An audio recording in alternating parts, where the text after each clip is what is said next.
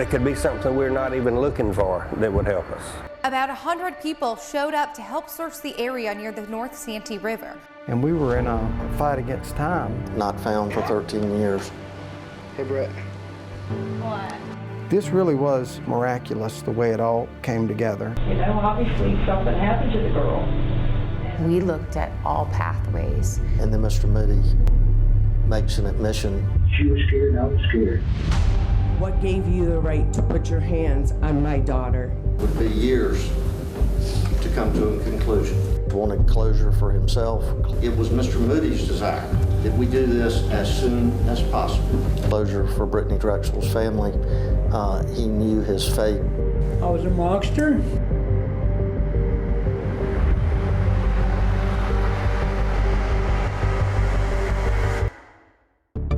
I'm going to take you back in time, back around April 22nd to 23rd of 2009. I'm in that young individual named Brittanee Drexel. She's 17 years of age, from Rochester, New York. Decides that she wants to come to Myrtle Beach around the spring break time, around in April, with a group of friends of hers from Rochester.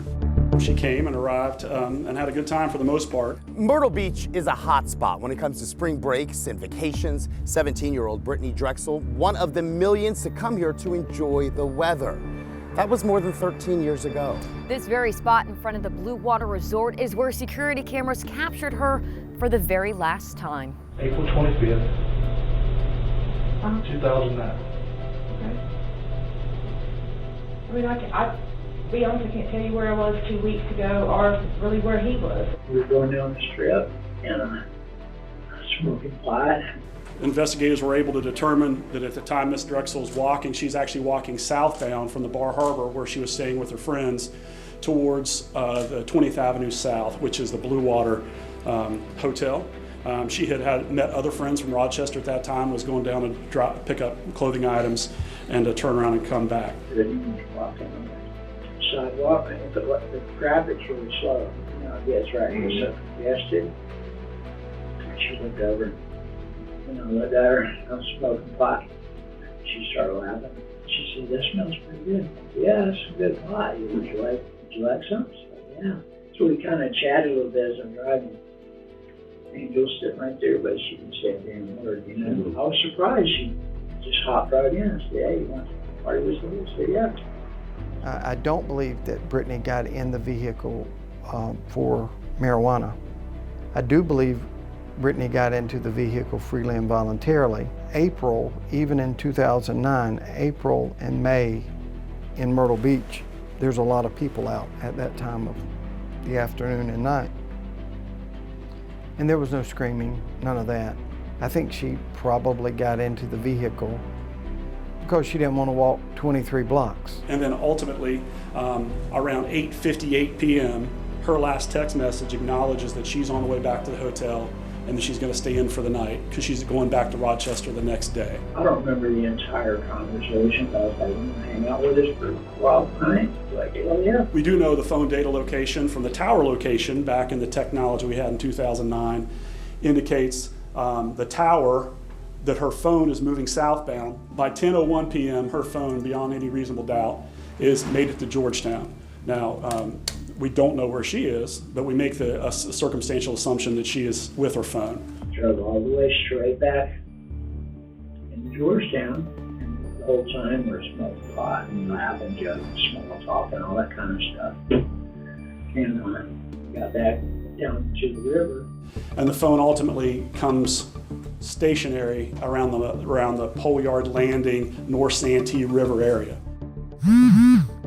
That phone continues to operate until its last, for whatever reason, at 11:58 p.m. is the last ping contact that we have with that phone. After that, all that source of information is exhausted. Hey, it's Brett. Leave a message and I'll get back to you soon. Her phone occasionally would ring. I've never said a word to her about you can't answer your phone or whatever. It's clearly something, as time goes on, something's wrong. Either someone has picked her up or she's not alive.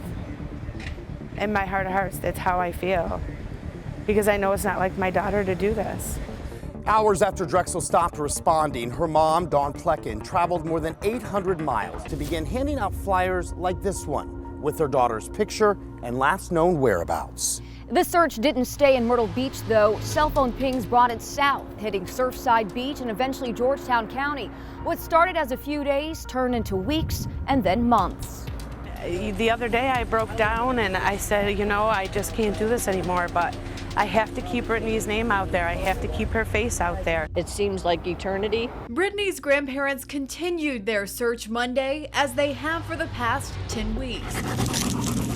12 canine units and almost 50 investigators, the most since the search started, combed the woods near Pole Yard Boat Landing. The area that's out here is just all woods, you know, and normally when you're looking in woods and stuff, they're looking for a body. Myrtle Beach police wrapped up another day of searching with no new evidence, but Dawn and police say they're dedicated to doing everything they can to find Brittanee. If you're trying to find a person, sometimes it does take forever. This is a case that I think so many of us that worked this case were not only we were connected to Brittanee's family and to what happened and how we could solve this case. All of our local law enforcement agencies, the Sheriff's Department, Myrtle Beach Police Department, FBI, were working and searching in hopes that we could turn them. As the months went by, it became more and more concerning that there were no concrete leads to determine where exactly she went. We knew about the phone, but we really didn't have anything else. What we didn't have in 2009 and what we had as we grew, even when I came into the case in 2013, what are some other things that have changed since the original date that Brittanee went missing? What could we change? What could we utilize? What are some other agencies using in cases like this that we could try to use? Many, many volunteer organizations were combing the woods in the area around the Pole Yard Landing during that period of time. As that continued on, actually the years go by, and there's an inability to really get movement in the case, a lot of suspicion and a lot of dead ends. What we were focusing on is where our tips were taking us. So the importance of that is in any case, we want to be able to vet that tip and continue to work through it until we can't work through it anymore, we have to establish it to make sure that we clear it completely. And as I said, the deputy solicitor explained, that is exactly what we did. We wanted to make sure that we totally could not go down that path anymore. And ultimately clear that tip. And we were constantly getting hundreds of tips. We all had ideas of where Brittanee could be. Ultimately, a major break in the case retrospectively comes in around January of 2011. More than a year and a half of searching, wondering, and getting the message out about Brittanee resulted in hundreds of tips and hundreds of dead ends until the name of a previously convicted kidnapper came up. Ultimately, a major break in the case retrospectively comes in around January of 2011. And one of the media outreaches and the public outreach occurs that actually a family member of Mr. Moody had contacted a friend of his and then contacted law enforcement and said, you may want to look at a fellow named Raymond Moody who's living in the area in Georgetown. He had some significant run-ins and spent a significant amount of time in California prior to this, and that may sound like something he might be capable of doing. That's the first time Mr. Moody's name's on the radar for law enforcement. If there had been fewer leads to follow, then maybe they would have focused. If this was one of 4 leads, that's one thing. This being one of 4 of over 1,000, it's different. Some are exotically sickening and detailed about what this person claims they did, and law enforcement had to spend a significant amount of time disproving what I would just call these crackpot, really breathtaking claims that they had something to do with this. So law enforcement's stuck in a quandary. They want to filter legitimate information away from illegitimate information, and it is a time-consuming process.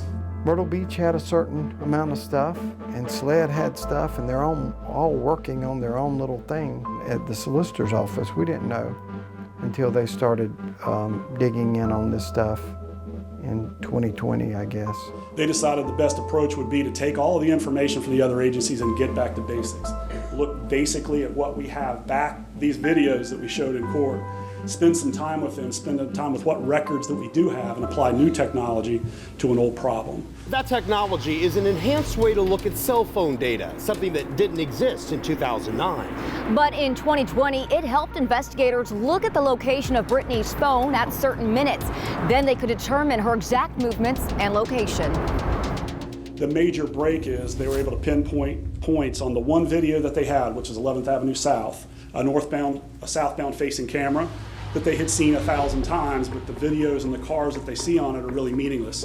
Now with a specific data point, they were able to realize that because Miss Drexel didn't make it to the corner of that video, but she was in the other video, and she was on the phone at this point, but not on the phone at this point, they were able to pick a very narrow, less than a minute time frame that something happened to her. And the only car that passes during the period of time is the vehicle that will stop right there. That vehicle right there. We had proved beyond a reasonable doubt that Brittanee Drexel was in that vehicle at that time, at this time. Driving that vehicle is Raymond Moody. I had heard the name Raymond Moody probably since the initial investigations. Raymond Moody. Myrtle Beach police confirmed this man is a person of interest in the disappearance of Brittanee Drexel almost 3 years ago. A registered sex offender currently living in Georgetown County, Moody spent time in prison for multiple acts including rape, lewd acts on a minor, and kidnapping according to court records. When I first met him, he was kind of mysterious when I first met him. Describe that. Didn't let you know a lot about him. Didn't really hang out with anybody. Kind of quiet, not social. Like when we went to places or bars and stuff, he always wanted to sit where his back was like to a wall. I didn't know everything till later on. I didn't know a lot. I just knew he worked, that he's in California, he was in the military, other than that, and then he was married at one time and had 3 daughters, and then went to prison for a little while. I didn't know how long or why he went for it. Didn't we ask? When I first saw the human being, Ray Moody, it certainly didn't live up to that. Horns and pitchfork, all of that. He was a very gregarious guy, a jokester, easy to talk to, those sort of things. Very forthright, calm. But he is a client that was easy to deal with. It was sort of shocking. You expect people that are capable of such things to look different or sound different than we do. And that in itself is kind of scary. I can't tell you how many times I've told people, if you were to just run up with him and his name would be Ray Floyd or Ray Richardson at a grocery store, you would never expect all of the things that come along with it. And I think part of that is a protection situation where we say, I am safe because I can recognize evil. You really can't. It was unusual. Obviously, at that point, he knew basically it was over. Well, I've finally told this story. The only person who ever told this story to is my lawyer. Angel never even knew the real story. Days before Moody confessed to kidnapping, raping, and murdering Brittanee, FBI agents interviewed Moody's former girlfriend, Angel Voss. Voss, who has not been charged in this case, agreed to wear a wire and speak with Moody about Brittanee. Moody then agreed to an interview. That happened in early May of this year. I've done a bunch of time before. I'll do a bunch of time. I'm doing the rest of my life, I know that. No doubt about it. My thing is, I ride my beat for the time that for something I did. She wasn't involved in doing that. She had no part of that. Okay. If I felt like I can be a man of my word, if y'all can be a man of your word, you can be a man of your word, then I'll say I'll take you right where the body is. But if I feel like you can't be a man of your word, you'll never get that body. He came clean in that interview, basically. I don't believe everything that Ray said in his interview. I believe parts of it. Unfortunately, may never know exactly what happened that day because Miss Drexel can't tell us what happened. And I was by myself with her because Angela left for a while to go see her son. As things got out of hand, and I panicked and she panicked, and I strangled her. It's a bad thing, the last minutes of Brittaney's life. But that is the answers that we got. Mr. Moody indicates during the middle of the night he took a different vehicle when Miss Voss was asleep, came back, got Miss Drexel, her mortal remains, and then took her up to a location off Penny Royal Road, which is near the Georgetown County Airport, into a wooded area, and then buried her. We needed the body to confirm. That was a big confirmation that you did what you said you did. If my memory is correct, we went straight from his defense attorney's office to the dig site without going and booking in because we knew that we were not going to be able to keep this a secret for very long. 15th Circuit Solicitor Jimmy Richardson says that the remains that were found in Georgetown County were cross-referenced with DNA and dental records to prove that it was in fact Brittanee Drexel. At first you're very happy, then you're like, God, am I happy over finding a dead girl? Is there frustration and absolutely. Today marks the beginning of a new chapter. The search for Brittanee is now a pursuit of Brittanee's justice. Justice moved quickly. It took just over 5 months from the time Brittanee's body was found to the sentencing of her killer. It was a monster, and I took Brittanee Drexel's life.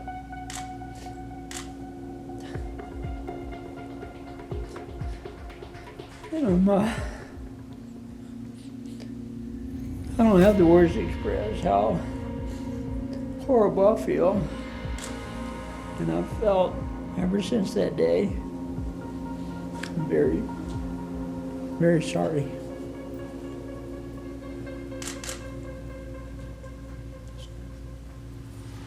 That's all I've got to say. I learned so much from a little girl that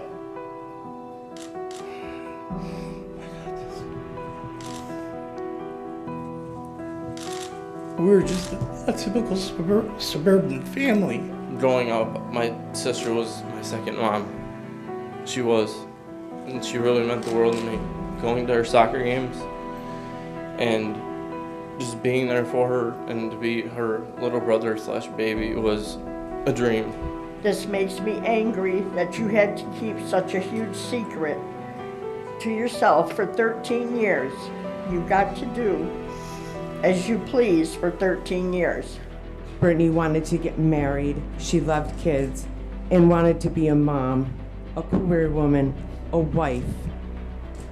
But you took that all away from her. What gave you the right to put your hands on my daughter? You are a disgrace to your parents, to your own children, to your family, and any friends you have left. You are a serial rapist and a child predator. You should be ashamed of your actions, especially having 3 daughters of your own. Okay, Mr. Moody, we're all products of the decisions we make in life. And I can't tell you how many times I've seen people give up their long-term happiness for immediate pleasure. And you gave up a lot of people's long-term happiness for your immediate pleasure. Knowing what has happened, I think, impacts all of us, our community members, the support that our community alone has showed Brittanee's family, and just throughout the case and just at the closure. I think it gives hope to every family member that is still wondering, will my case ever get solved? Knowing that that monster will never be able to hurt anybody again was huge.